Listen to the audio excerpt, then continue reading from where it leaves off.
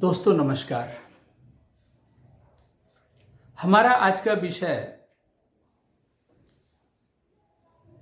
Normal प्रसव को लेकर है।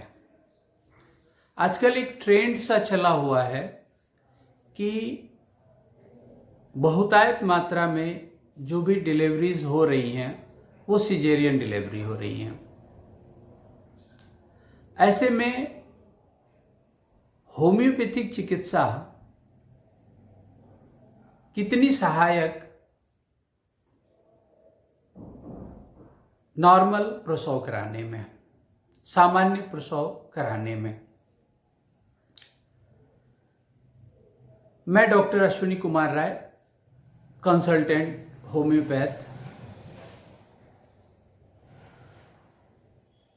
सबसे बड़ी चीज जो मैं बताना चाहता हूं कि अगर हमें दो चीजें ध्यान में रखनी चाहिए कि हमें बेबी बाय चॉइस या बाय चांस चाहिए।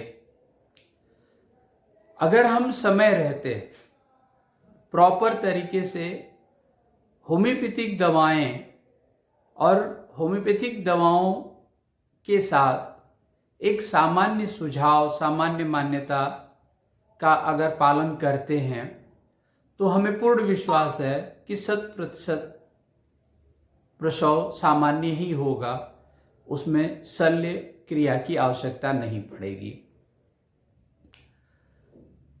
आजकल जो सब कुछ देखा जाता है, जैसे एक और भी बात जो मेडिकल साइंस, मॉडर्न साइंस कहती है कि अगर लेट मैरिज है और फर्स्ट प्रेगनेंसी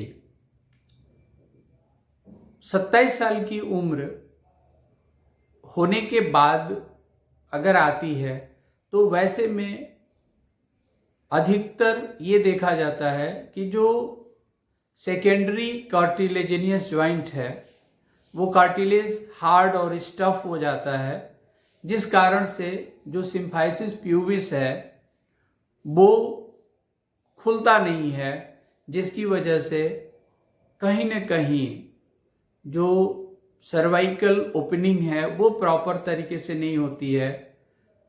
डायलेट माउथ जो यूट्रस का वो प्रॉपरली डायलेट नहीं होता है और ऐसे में सामान्य प्रसव की संभावना कम हो जाती है।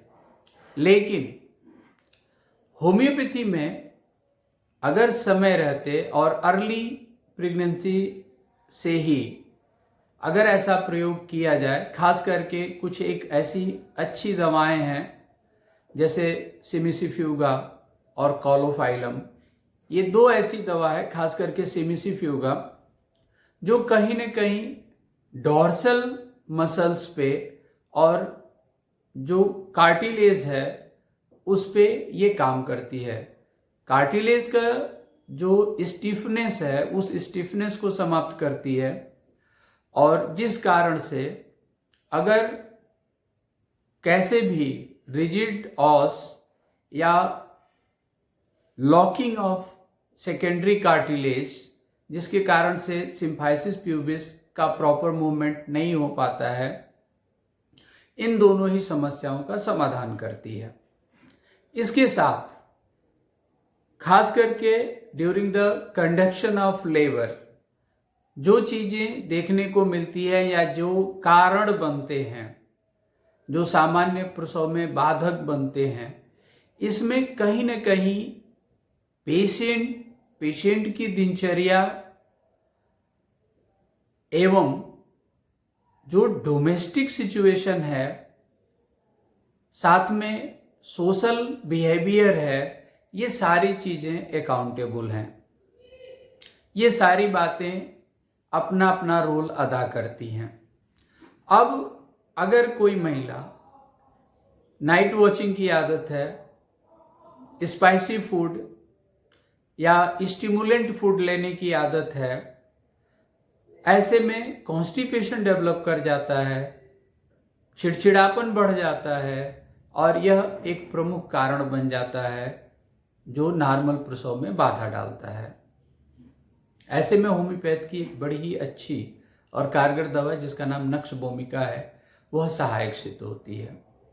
ठीक इसी प्रकार अगर कोई महिला बहुत ही इरिटेबल है, बहुत चिड़चिड़ी है, छोटी छोटी बातों पे गुस्सा करना, किस आम बात भी उसे अच्छा न लगना, तो यहाँ पे यह भी एक कारण बनता है जिसकी वजह से कहीं न कहीं hyper irritability of uterine muscles देखी जाती है, और वह भी एक कारण बनता है जो नॉर्मल प्रसव में बाधा बनती है।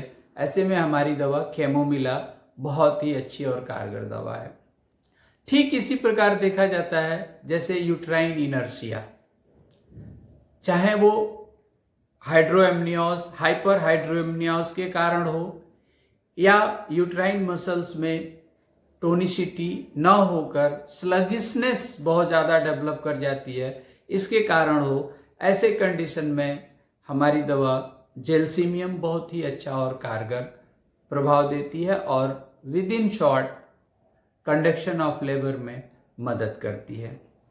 ठीक इसी प्रकार और दवाएं जैसे सिकेल कॉर्नुटम है, जो आवर ग्लास कंट्रैक्शन, यानी कि यूट्रस का जो प्रॉपर कंट्रैक्शन ना हो करके बॉडी से ही, चूंकि पहला कंट्रैक्शन फंडस से होना चाहिए, लेकिन फंडस से ना होकर के बॉडी से ही कॉन्ट्रैक्ट करने लगता है, और इस कारण क्या होता है कि फंडस डायलेटेड रह जाता है, बॉडी कॉन्ट्रैक्ट कर जाती है, और फिर सर्वाइकल रीजन भी प्रॉपर सपोर्ट नहीं करता है। यहाँ तक कि देखा जाता है कि माउथ ओपनिंग पूरा 4 फिंगर दिखाई देता है, बावजूद उसके कंडक्शन नहीं होता है। ऐसे में अगर सिकेल कॉर्नुटम हम देते हैं तो वो हमें मदद करती है और आवर ग्लास कॉन्ट्रैक्शन के कंडीशंस को समाप्त करके ये हमें हेल्प करती है।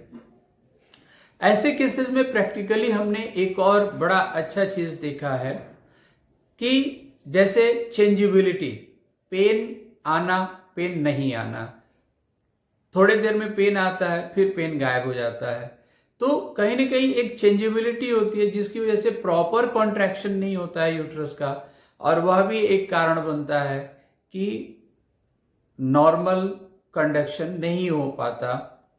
ऐसे में पल्सेटिला हमारी बहुत ही महाऔषधि के रूप में सहायक होती है। ठीक इसी प्रकार हमारी 2 दवाएं जो बायोकेमिक में हम यूज़ करते हैं, एक काली फॉस और दूसरी कैलकेरिया फ्लोर। ये दोनों ही दवाएं ऑस को प्रॉपर वे में मोबिलाइज करती हैं, जिससे कि जो रिजिडिटी ऑफ ऑस है वो समाप्त होती है, साथ में यूट्राइन मसल्स को टोनिसिटी प्रदान करती है। जो काली फॉस इसमें बहुत ही अच्छा और कारगर साबित होती है। और इस प्रकार अगर लास्ट आवर में किसी को कैलकेरिया फ्लोर और काली फॉस, ये 2 बायोकेमिक की दवाएं लिक्विड फॉर्म में हम बना लें और उसको 10-10 मिनट के अंतराल पे अल्टरनेट करके देते रहें, तो 1 घंटे से 2 घंटे के अंदर हमारा सारा काम आसान हो जाता है और नॉर्मल प्रसव में यह बहुत ही सहायक सिद्ध होती है। अब मूलतः हमें ये जानना होता है, और यहाँ पर हमने बताने का भी प्रयास किया है कि हमारा जो मेंटल स्टेटस है, जो हमारा फिजिकल स्टेटस है, ये दोनों ही कहीं न कहीं कारण बनते हैं। और एक और जो बहुत कॉमन चीज़ें देखी जाती हैं कि रिटेन प्लेसेंटा, प्रसव के बाद भी प्लेसेंटा रिटेन कर जाता है और वो बाहर नहीं आता है। ऐसे में हमारी जो दवा सिमिसीफ्यूगा है, कैलकेरिया फ्लोर है, इवन पल्सेटिला है, कॉलोफाइलम है, ये सभी दवाएं बहुत ही सहायक सिद्ध होती हैं। और मुझे लगता है, और जैसा मैंने अभी तक देखा है क्लिनिकली भी और on the ground of teaching, कि ये जो प्रमुख दवाएं जिनका जिक्र अभी हमने किया, ये सारी दवाएं अगर समय रहते प्रॉपर तरीके से प्रयोग में ली जाएं तो हम समाज हित में एक बहुत बड़ा योगदान दे सकते हैं नॉर्मल प्रसव करा के। क्योंकि कहीं ना कहीं सिजेरियन डिलीवरीज हो तो जाती हैं, लेकिन उनके साइड इफ़ेक्ट्स बहुत ही देखने को मिलते हैं, खास करके बच्चों में। और आगे चल के बच्चों के खास करके जो उसका इम्यून सिस्टम होता है वो कहीं न कहीं से प्रभावित रहता है। नॉर्मल प्रसव की तुलना में जो शल्य के प्रसव हैं, दोनों बच्चों का अगर तुलनात्मक अध्ययन किया जाए और देखा जाए तो दोनों ही बच्चों के प्रॉपर डेवलपमेंट, ग्रोथ और उसके इम्यून सिस्टम में निश्चित अंतर दिखाई देता है। तो ऐसे में हम इसे एक होम्योपैथ चिकित्सक के तौर पे, अभियान के तौर पे चला करके और हम समाज में एक बहुत बड़ा अपना योगदान दे सकते हैं। आज का वीडियो बस इतना ही। इसी के साथ बहुत बहुत धन्यवाद। नमस्कार।